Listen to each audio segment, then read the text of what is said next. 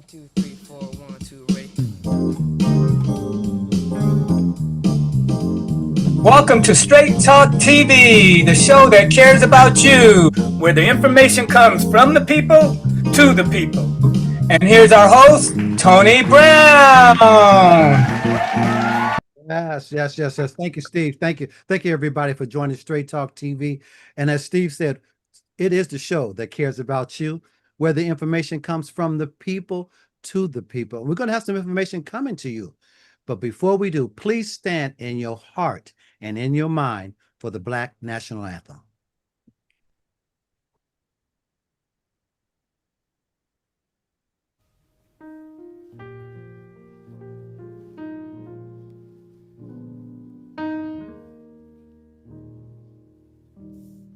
Lift every voice and sing till like an heaven ring, ring with the harmony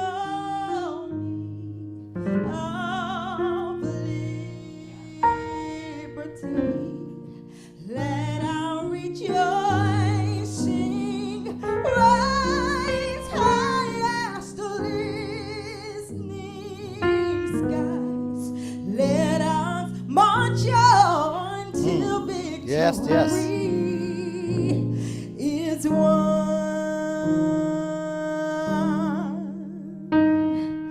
Sing a song full of the faith that the dark past has taught us. Sing a song full of the hope that the present has brought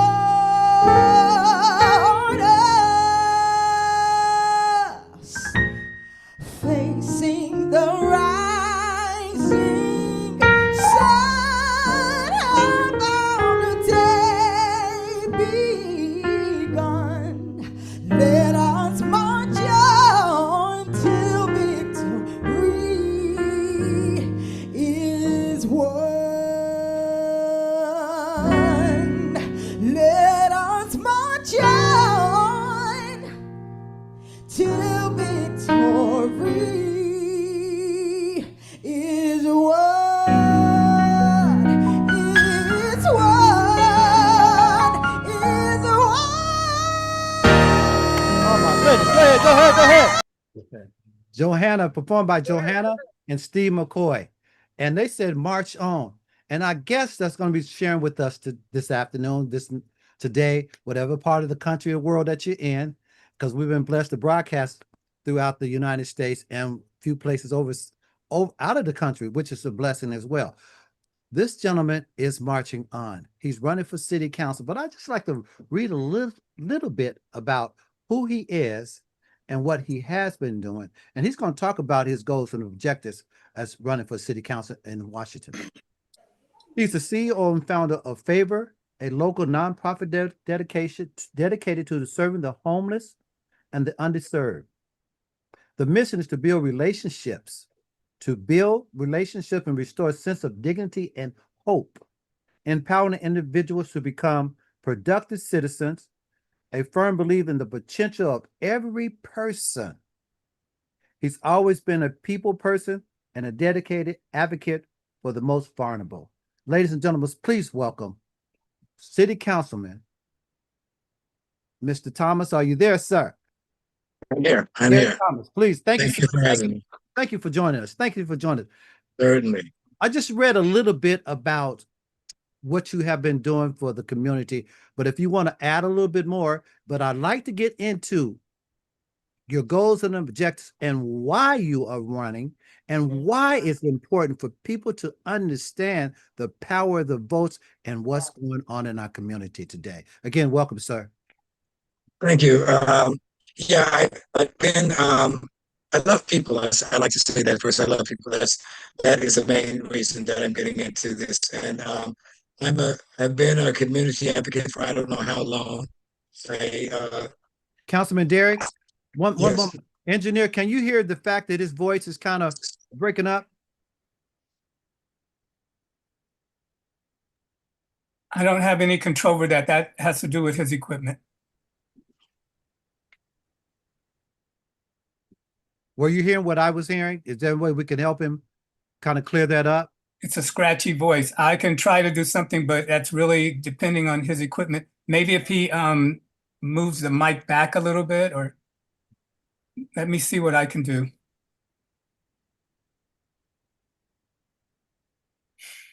Because we could hear you, Councilman, but it was coming kind of scratchy. I kind of hear that too. That's a little better. That's a little better, sir. Whatever you did, that's a little better.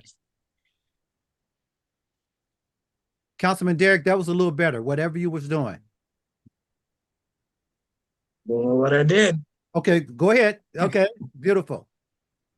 Okay, yeah, I just wanted to add, you read a little bit about my bio. Those are things that I have done in the past, but I haven't stopped doing the same things because I'm a community advocate, but I'm a community servant more than anything else.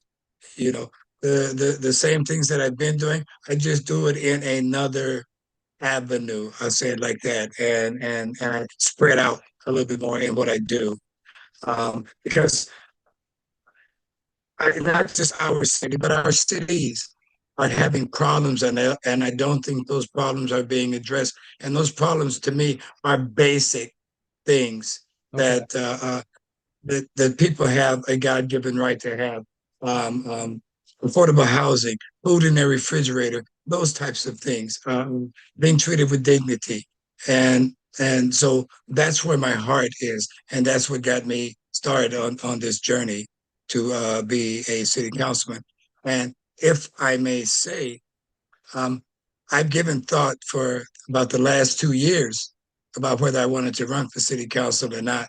And it was like a seed has been planted, and it has grown to the point where it's something that I have to do because I'm kind of hesitating when I say this because I don't want to be adversarial, but and Mr. Brown, you brought something up like that just a little moment ago. What I'm getting ready to say, Okay. and and it has to do with the fact that our the city council, a lot of people don't understand. Our city councils more so than federal government, more than state government, have a direct impact, more of a direct impact on our lives and the things that we do on a daily basis than people understand. And I need people to know that. Okay. Yeah. Yeah. And let's talk about a little bit about maybe 4 or 5 of your key objectives that you like to see change in the state of Washington. Ooh, Or that you're running there's on. a lot. Well, I know. Yeah, I'm sure it's a lot, but that you're running on. yeah, that I'm running on. Yeah. Yes. Yeah. I can listen right quick and for you, and then if you want me to go back and elaborate anything on there or ask me questions, that's fine too. Okay. We all know that we have a all around the country seems like we have a homeless problem that is out of control and needs attention. We have a problem with drug use that is out of control and needs attention. We have a problem with the mental health um, issue as well, which I don't believe is being addressed in the way it should be addressed. And all we have to do is drive up and down our city streets, and we can see that is the truth. Um, and then safe streets is a big problem to me. And I have to add this part when it comes to safe streets. I grew up as a young man who didn't respect the police, but I'm an adult now, and I'm quite a mature adult. And when we a couple of years back, when people started talking about defunding the police, a lot of people took that seriously, and we can see the impact it has had on not fully funding our police department so that they can be well equipped and well trained. Okay, well, defunding the police, a lot of people got that misunderstanding, and people kind of ran with it. And Yes. I don't think that it was clear what people were talking about. If someone would ask you, and the conditions in some communities, what does defunding the police, quote unquote, word or definition means to you.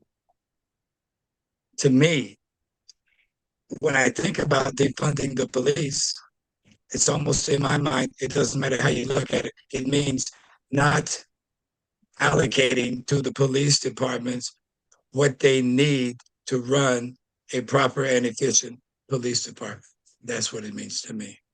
Now, as city council, a lot of us understand right now, and that's one of the questions that's coming into me, with some of the states are being quote unquote target for the National Guards or the reserves or being brought into the community. If you was on the city council and you met with the governor and the mayor and the former administration is talking about bringing in troops into the community, what would your response be to the governor and the mayor and to the people?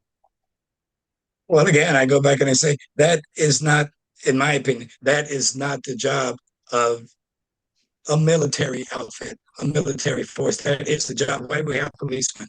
We have policemen to take care of those kind of things. I think the only time you might want to bring in something like that, if it is a out of control problem, and it was deemed by our higher ups in the police departments that they needed that kind of a help. But I think that our police departments can handle those things without bringing in a military presence, especially for on an everyday basis. I don't like it.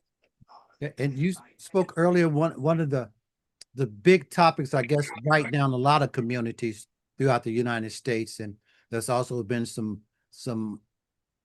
rules, I don't want to say some rules, but some laws passed down to implement in different states about the homeless. When you sat down with the governor and the mayor, and the people, of course, because it really is all about the people, what would you say to the people in a forum with the governor and the mayor of how you would see solving the homeless situation? It's not a problem that we can pull a rabbit out of the hat and solve it, but I believe that it is a solvable problem. And it starts to me with government, and it starts to me with local government. Because first of all, we have to have a city government that cares about the people in the city. Yes. It has to start there. It's no way. It's about building relationships and getting together as a city council, the mayor, the governor, whoever else might, churches, whoever else might be involved in eradicating, because I do think it can be eradicated, in eradicating the homeless problem. Then it begins with, we have to be able to understand why people have become homeless. I have to say this. Yes. If you talk to most residents in cities, and I've been to quite a few, okay, when it comes to the homeless problem, it has been portrayed to us, the citizens, that all homeless people are drug addicts. Okay. That's totally wrong. Yes. We have to understand that there are different categories of homeless people. We don't even see the bulk of the homeless people when we go up and down the streets in our cities. What we see then, we do see drug addicts. We see people that have fallen so far, as they say, off the grid, that they've almost like given up. That's what we see. But we don't see the homeless people who are hiding with families, who have jobs but can't afford their rent. They can't even hardly afford the gas to drive up and down the street looking for a job in the car that they're living in. Does that make sense? Absolutely, absolutely. And if you was in a forum and a citizen stood up and said, what is your first 5 steps to address this? And again, it starts with bringing together qualified, compassionate people. That's an important word, compassionate people, because you have to care about the people. Okay. And right now, it doesn't appear that a lot of people who are in positions really care about the people themselves. And then it again comes to really dissecting the homeless community, and so that we can begin to understand why this particular demographic of homeless people are homeless and they're remaining homeless, why this particular demographic of homeless people are out there not causing problems, not living on the street, but cannot find themselves a way out of the hole that they've gotten in because there have been so many roadblocks in the way of them since they became homeless that to them getting out of the hole seems impossible when they're making minimum wage and they've got 3 kids who are going to school, who have to be fed, who have to have the necessary health care that they need to function in society as everyday people. Those kind of things right now to a lot of people are foreign. These Yeah. people, a lot of them, they don't have their social security numbers anymore. They don't have proper identification anymore. Those things affect homelessness. And I tell you another thing, an effect that homelessness has on chronic homelessness helps create and exacerbate mental health problems. Okay. Okay. Now, there's another question here. How do you work with when you're talking about people, houseless people or homeless people? How do you work with once they're transitioning, getting them into someone else's property as a tenant? Do you have something in place so the owners or landlords of these particular communities or housing will feel safe and comfortable with someone coming off the streets, living in their home? Is there something? Is there something there where you're going to be bringing the landlords, the owners of these apartments or these buildings together, so there is kind of a understanding, I guess?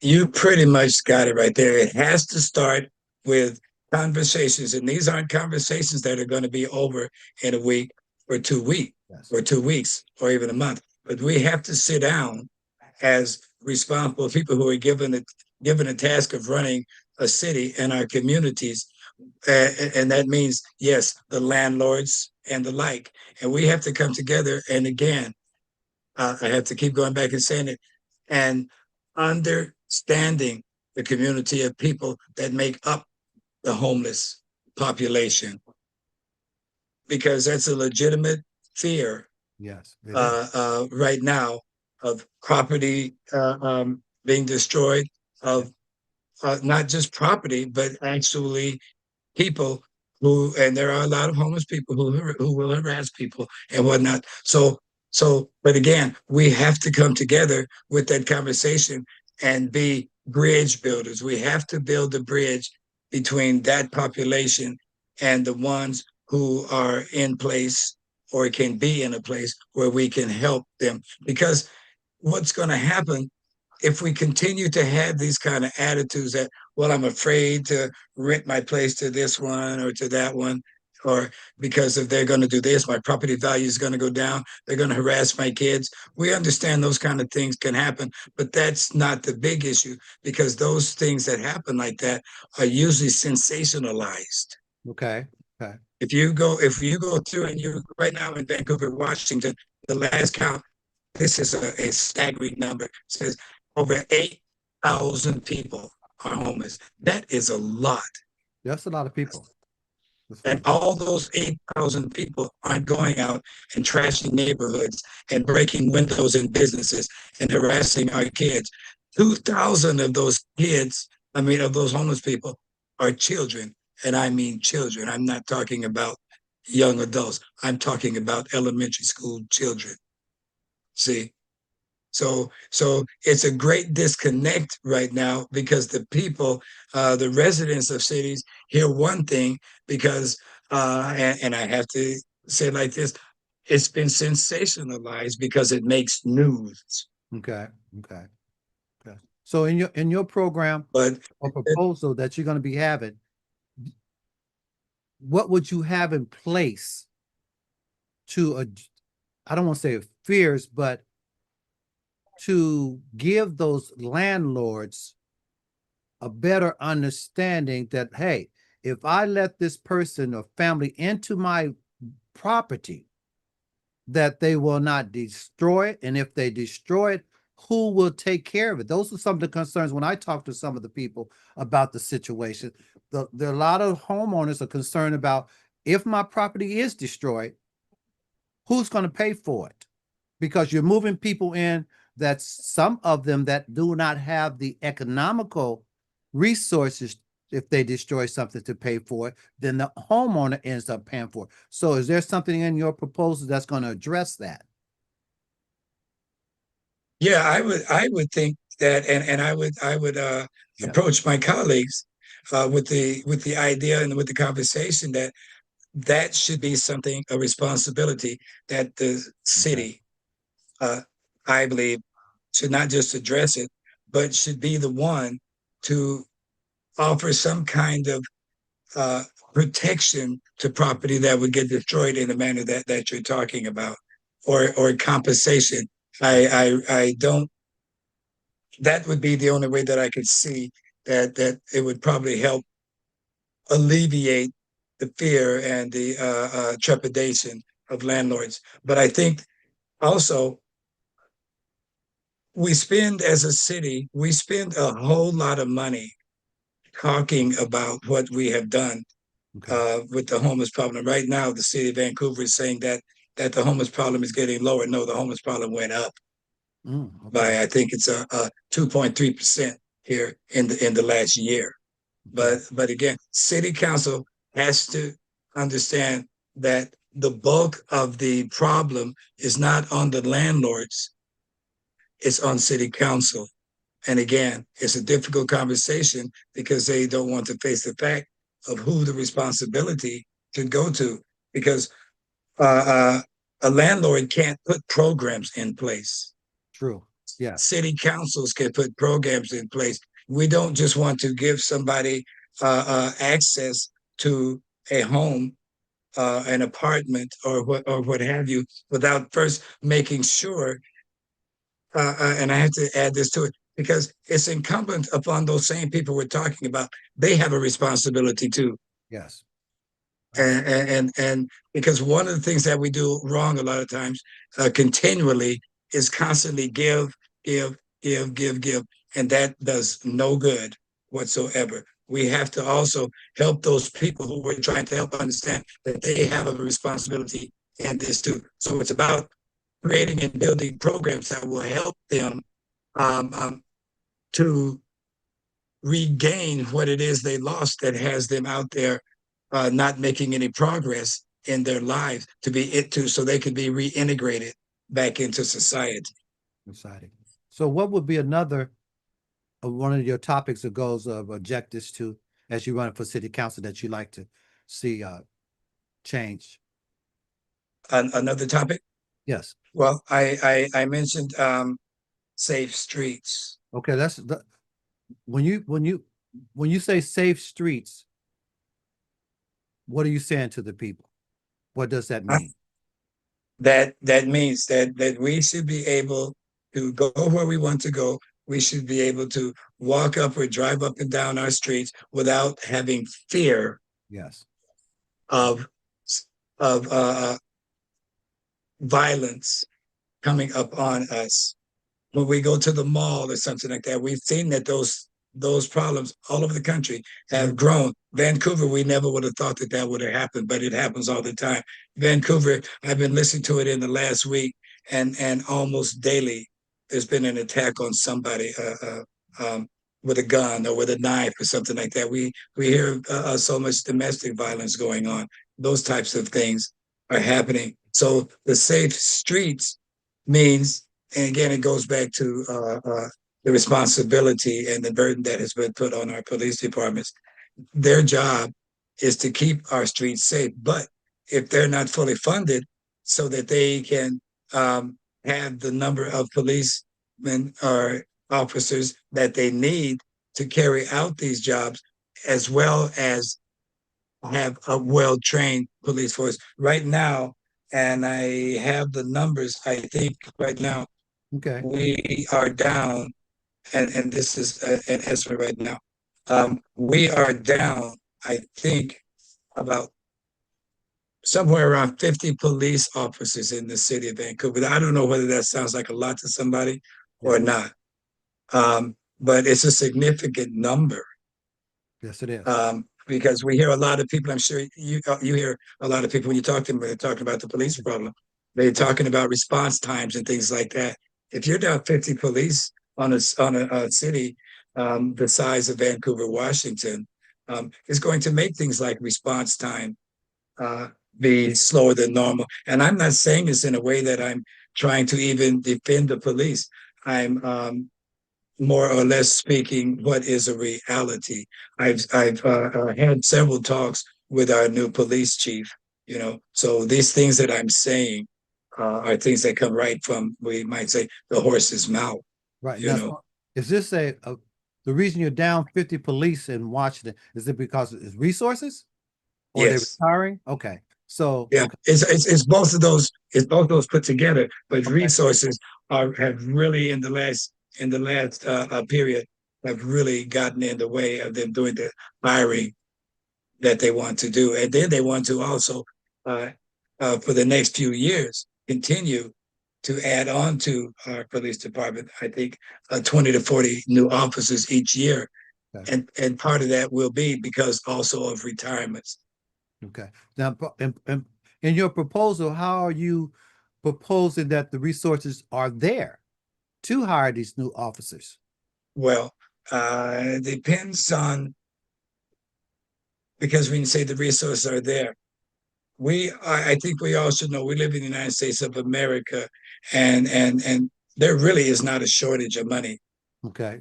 There is irresponsible handling of money. Okay. So the money is there, but the people, the ones that are charged with allocating and approving the money for these particular things, like going to the police department, has to be. There's 7 people on city council plus the mayor. We have to make sure that we're putting people in place in city council who are not just thinking of special interests. Okay. We have to have people on our city council who care more about the people that make up the city, because this is what happens. If a city thrives, I mean, if the people, the residents thrive, the city's going to thrive. Right. Okay. Okay. Absolutely. Absolutely. A little information. When's your next meeting for the people to come and talk with you? When is the elections? So people know where to come and talk with you. Put your name and your information out where they can know, where they will know. And then also, when is the primaries or the next election? Is it a special election for you or primary? The general election is November 5th. General. Okay, general election. So it's coming up really, really fast. Absolutely. Within what, Yeah. 90? This is August, September, October. Yeah, Less than 90 days. Yes. Yeah, Okay. very, very much so. And along with that, one thing I'm trying to do well, I'll answer your question, or try to answer your question first, about when a next forum or something like that is coming up. My campaign manager, Professor Kelvin, is working on that right now. We're looking at a few different venues, because what we want to do now is start bringing together people for Q&As, Yes. Okay. for listening sessions, because it's very important that we as counselors listen to the people instead of acting as though there's a carte blanche to do whatever 6 or 7 of us think should be done. It's very important. And that brings up something, because I'm sure you've heard a lot of people who say our city council doesn't listen to us. Am I correct? Oh, absolutely. Absolutely. There is a statute, and it is OPMA. Have you ever heard of that? OPM, no, sir. OPMA here in Vancouver is a Washington State Open Public Meeting Act. OPM. It's on the books.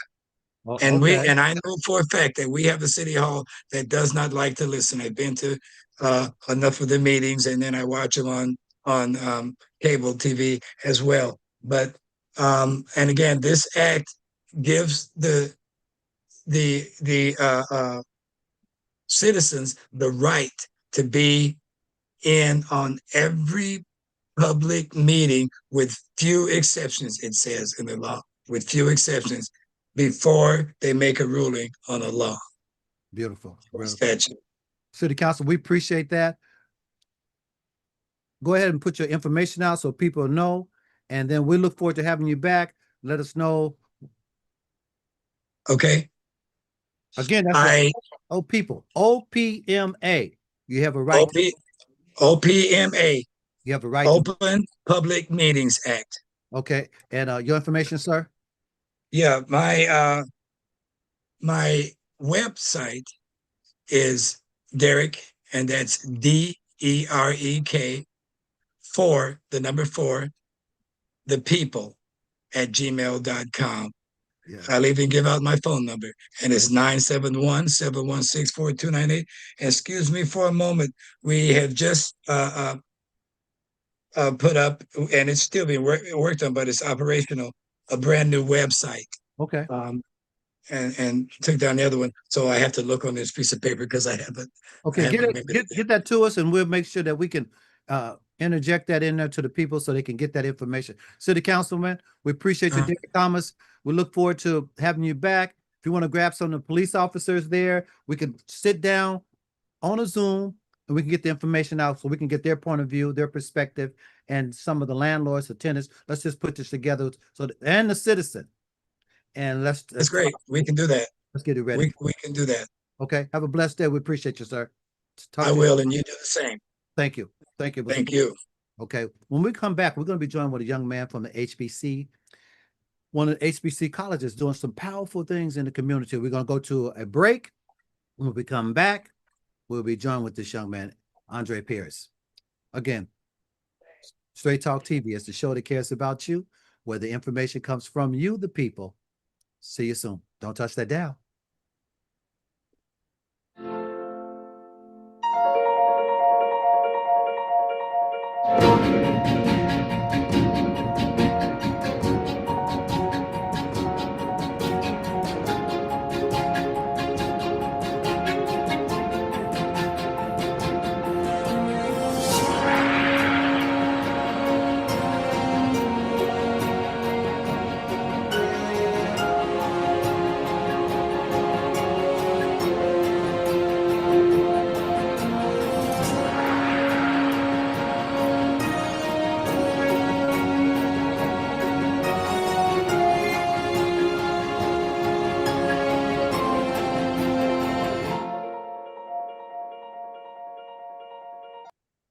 Thank you, Steve. We're going to be joined with a young man from HBC Grambling University.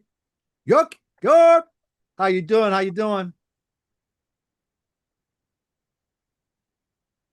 We need some audio. Engineer, can you just put us on the screen? Andre and myself.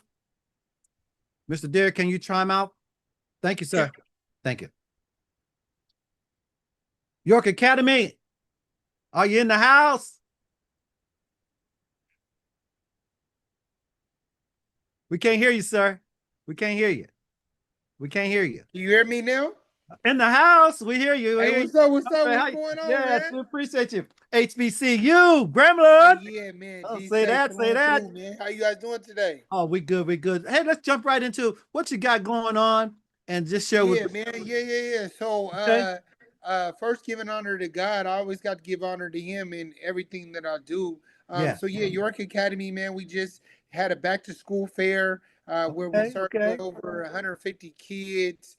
Big ups to my goodness. United Black Fund. Big ups to Costco, Safeway, Case and Meat Market on MLK in Alberta. I definitely have to shout them out. But so we had a back to school fair. Moving forward now, we big thing we're having up is Grand Fam for a day. We'll be taking some young men and women down to Grambling State University. So if you have a child that you want to go down to Grambling State University, Paul Quinn, SMU.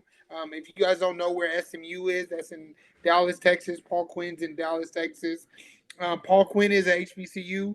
SMU is a PWI. If you don't know what PWI is, a predominantly white institution. So we're going down to those places, and then we're spending all day at Grambling State University. So yeah, that's $780. That's airfare, food, hotel, everything of those things. And then we also got coming up in October where we're going to be holding a citywide. You have options with the Black Parent Initiative, where we'll be talking about trade school, vocational school, owning your own business. But the big area we're going to be talking about is trade school and vocational school.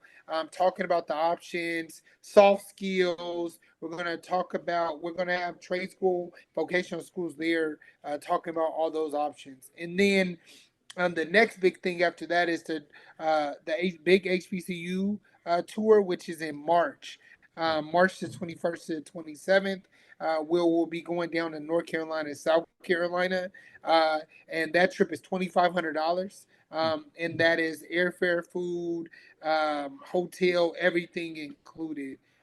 So yeah, that's kind of our big three events that we're holding. And then if you guys have a senior or not even a senior, high school student that's good at drawing, between now and September the 13th, we're holding a competition where if your child can design a shoe, and then that shoe will be replicated, and we most likely will wear on a college tour. Just depends on what textiles they use. And then if they win, we'll give them $100 reward. So that's kind of what we've been doing.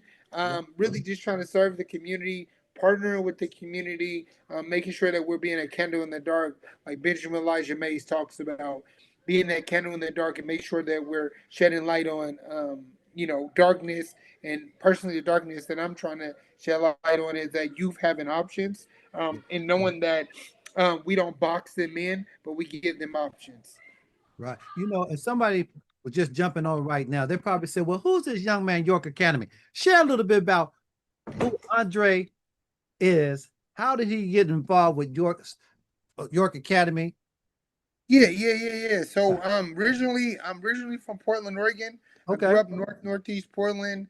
Okay. I went to John Ball Elementary. I went to Roosevelt High School out in North Portland.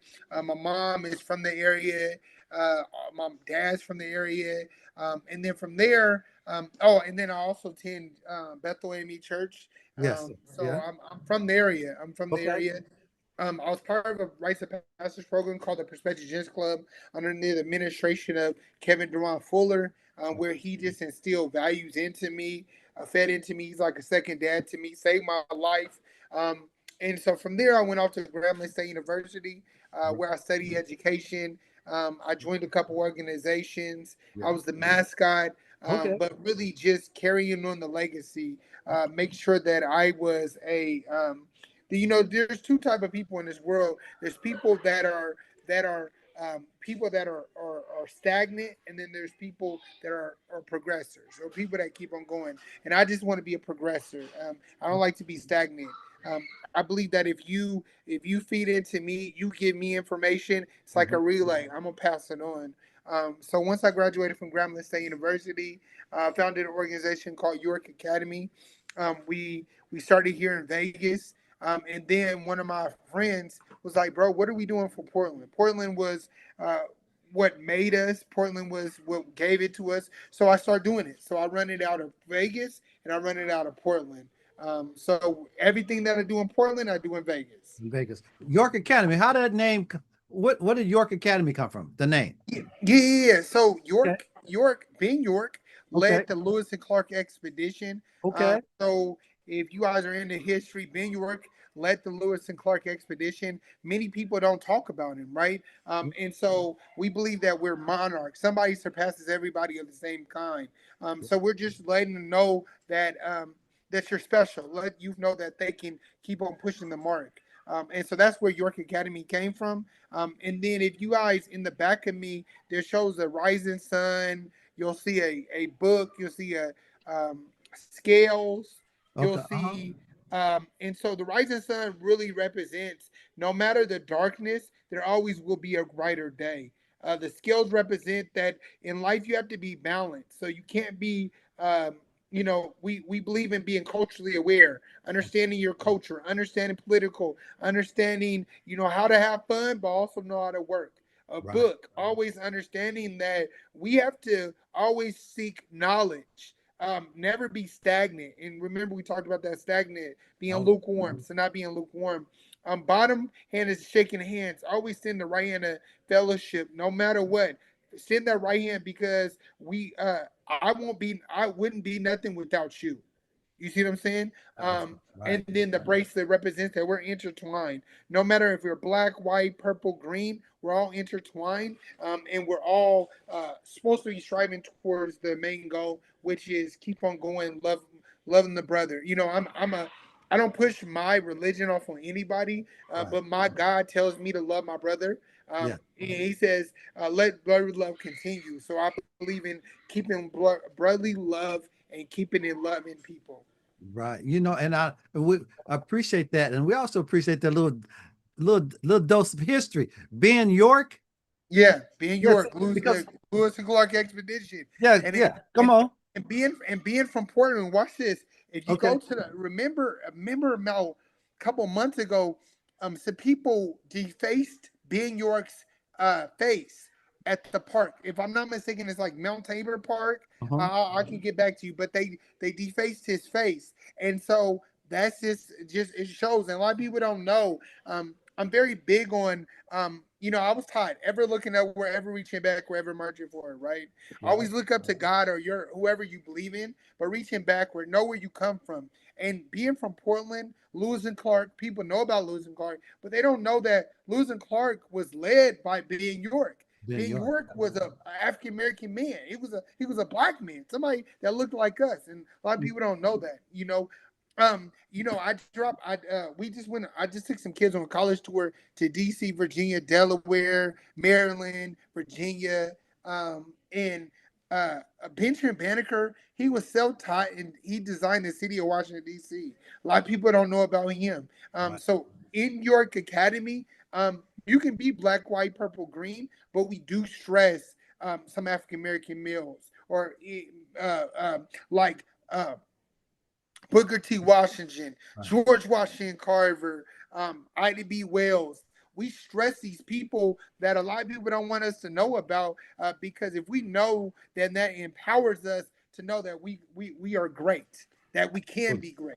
Absolutely. Absolutely. Now let's go. If just in case somebody just chimed into us, Yeah, let's go through some of the events. The first one to the latter one. We got something going on in September, right? Let's touch a little bit. September 13th. It's not an event that day, but Okay. between now and September 13th, we're doing a competition. So Okay. if you have an artist, your kid is an artist, and they want to design a shoe, basically you'll design a shoe. You'll do it on paper, so print off a piece of paper of a shoe. Once you do that, um, we'll pick the competition and then we're going to give them some shoes and they get to design them. Right now we got a grant, so most likely if they're in Vegas, we will take them to a physical place and they'll design the shoe. That's In beautiful. Portland, there's another place that we are going to have somebody design the shoe for us. That's So they'll design it and then we'll have somebody that makes it. Oh, that's beautiful. And the Yeah, next event was in October. October. Yeah. Okay. So right now there's a tentative date. But basically it'll be like the second week in October. Currently right now we're looking at I'll get the tentative date. We're still working for legal purposes. We're looking at um, the 20th, October the 20th. Um, we're looking at having that. We're just working on venue right now. But that will be it's called You Have Options You have Trade School options. and Vocational Edition, where we'll be bringing in youth from all around the city and we'll be teaching about trade school, vocational school. We'll do some soft skills. And we're teaming up with Black Parent Initiative on that. Okay. Okay. Beautiful. And there was one more that you spoke Oh, of. it's two more. So and then the next one is we leave October the 30th, October 31st, and we come back November the 2nd, and that's Grand Fam for a day. Where we Grand fly Fam. into Dallas, Texas. Yeah, we fly Okay. into Dallas, Texas. We're going to SMU. We're going to Paul Quinn, which is a PWI HBCU.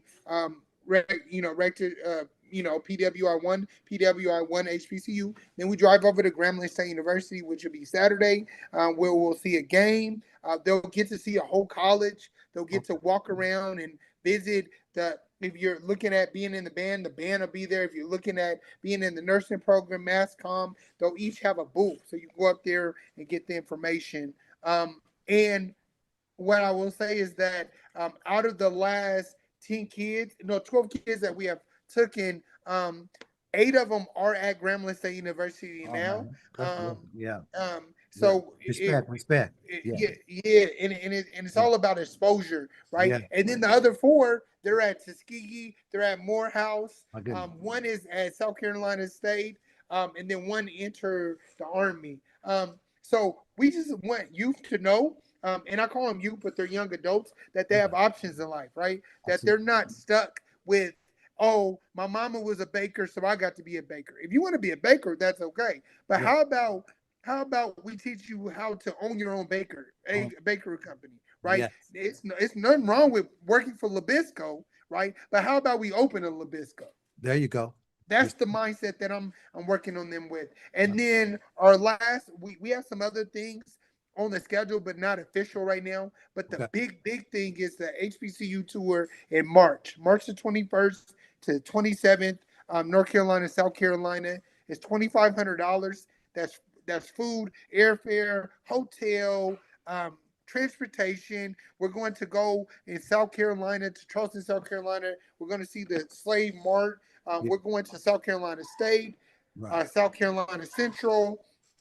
We're even going to a military school this year just to show them that if you want to go to a West Point, right, we're going to show you what it looks like to go to a West Point. And then we're going to look at some other schools like Duke. We're going to Winston-Salem State University, North Carolina A&T, where they're going to learn about the Greensboro Four, the 4 young men that walked up to the Whitworth building and had a sit-in movement.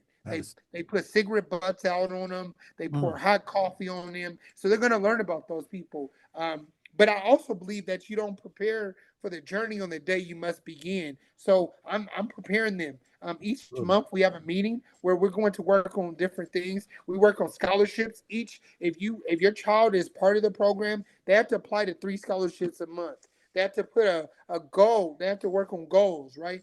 I believe in SMART goals. I believe in just don't say you want to do something without let's put a plan in place. Absolutely. Respect on that. Go ahead and shout out your number, your information, so people reach you. Andre Pierce. You can find me at York YORK Academy.org. That's YorkAcademy.org. Email address is yorkacademy2017@gmail.com. That's York YORK Academy2017@gmail.com. I'm on all platforms, Instagram, Facebook.